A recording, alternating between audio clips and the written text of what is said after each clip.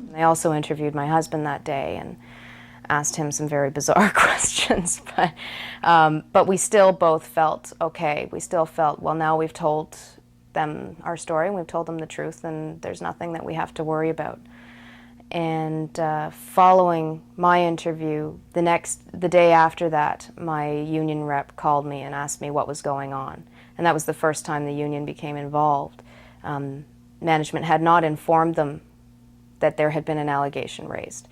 So she was very surprised and very concerned. And she said, well, I'm going to put you in touch with ONA Central and the legal team there, and they'll put you in touch with a lawyer and you'll be able to, you know. And I told her, well, I don't need a lawyer. I haven't done anything wrong. I'm innocent. It's just going to make me look guilty, so, you know, I really don't need one. And she laughed at me and said, well, I'm giving you the phone numbers anyway, and I want to make sure that you call. In the meantime, the police had called and said, Gita, we have a few more questions. Would you please come in? And I said, well, my union rep has recommended to me that I bring a lawyer. And then he said the one thing that stopped me from doing it. He said, well, do you think you need a lawyer? So Gita said, no, I don't need one. And on the Thursday morning, I went in and spent 6 hours in an interrogation room with 2 men all day long. And it culminated, they lied to me that day. They told me the baby had died of asphyxia. And I had no idea how that was possible. I didn't think that made any sense. And they told me at the end of the day, Gita, we're going to get the truth out of you somehow. And I said, well, there's no other truth to get because I've told you everything that I can say. They actually let me go home that day. I didn't think they would. I called a lawyer that afternoon and didn't stop till I found him. And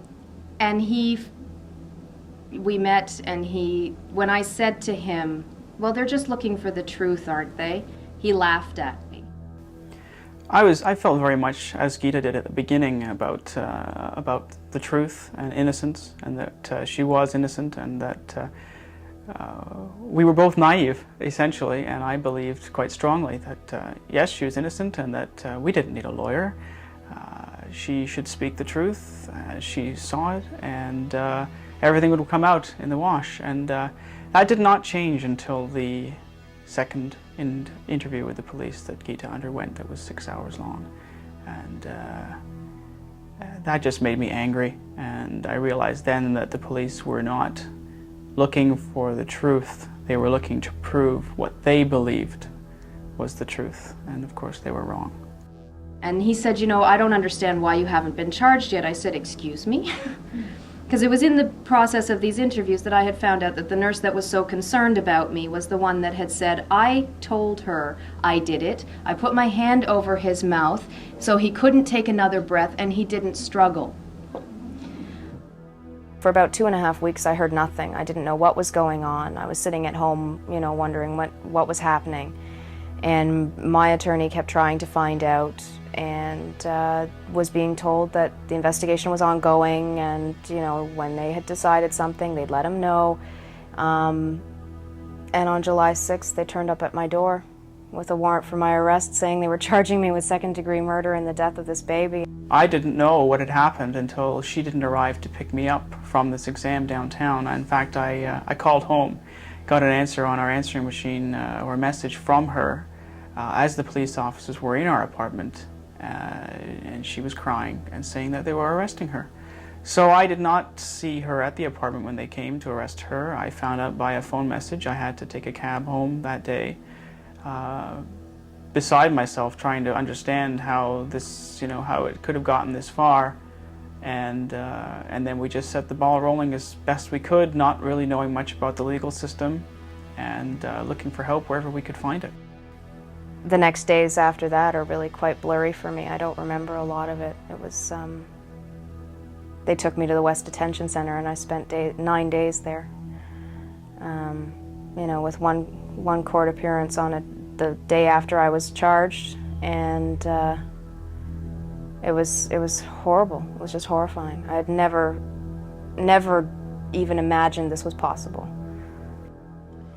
I guess my recollection of what happened with Gita was getting a call one Sunday afternoon when I was in the office from the local president, who was distraught over what had just happened to this young woman who I didn't know or knew nothing about her. As the story started to unfold, I realized this is a young nurse who has barely graduated, who's in a situation that's very difficult. As nurses, we all face death and dying on a regular basis. However, when we do, we know that we always will do the best we can for our patients. And to find out that this young woman who was faced with this difficult situation early in her profession was then on top of that charged with murder, it was unthinkable to us. And we wanted to rush out there and give her support as a profession, as a union, and as fellow nurses. We have in the Ontario Nurses Association a plan called LEAP, which is a Legal Expenses Assistance Plan. And that plan has a number of modifications and conditions on it, but basically it exists to protect nurses in their professional practice, both at the College of Nurses and in the unusual event that they should be criminally charged. I was arrested on a Monday, and on the Wednesday I met the woman who would become my attorney, Marlis Edward. And she gave me a lot more confidence than I had by then. By then I felt really slammed by the system. I felt stuck and trapped, and that I wasn't going to be able to extricate myself from this hole. And she gave me a lot more confidence that I would be able to. Visiting Gita in jail was probably something I hope most people never get to experience, and it was something I never thought I would experience. It's horrendous. You really don't have a lot of access at all. You're very regimented as to when you can visit, and I think during the 9 days that she was in, I only saw her twice. And you see the person through 2 inches of plexiglass, and you speak to them on a phone, which you can hardly hear. And I could tell she was very upset, and it was devastating not to be able to hug her and to comfort her. And but that was out of the question. There was no way that was going to happen. And it's distressing in a society where you're presumed innocent until proven guilty. I was arrested on July 6th, and on July 14th I had a bail hearing. And my bail was not contested by the Crown. They didn't deem me a threat to society. So, and when I went to that bail hearing, I walked in the courtroom and it was jammed, and it wasn't jammed with reporters. The reporters were all shoved off to one side, and the rest of the seats were full of my family and my friends and my coworkers and nurses from ONA and from the RNAO who I had never seen before and who had never seen me before, but they were there because they thought something was wrong. And that was when I started to feel better. I thought, okay, maybe we can get out of this. I've got all these people standing behind me. I think we can do this. And it was challenging even going into that room. I had to walk in with handcuffs on and listen to my family and friends gasp as they took them off and put them back on at the end, which was very distressing for everybody. But at the end of that day, I did get to go home. I had the good fortune to have many people call me, including representatives from both ONA and the RNAO. And they were all very supportive and tried to give me as much support as possible so that I could get through this, and also to help me contact those people that would be able to help Gita the most. And my first recollection of Gita was this frail young woman and her poise and her professionalism, which just blew me away.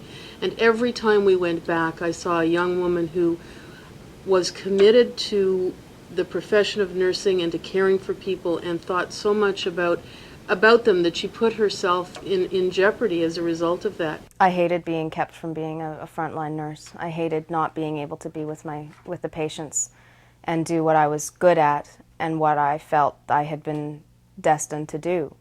It was very distressing for me. I was keeping in contact with my coworkers, and I thrived on hearing their stories, even if they were, well, we had such an insane day today and nobody got a break, and I envied them. I wanted to be there, complaining about not getting a break for lunch.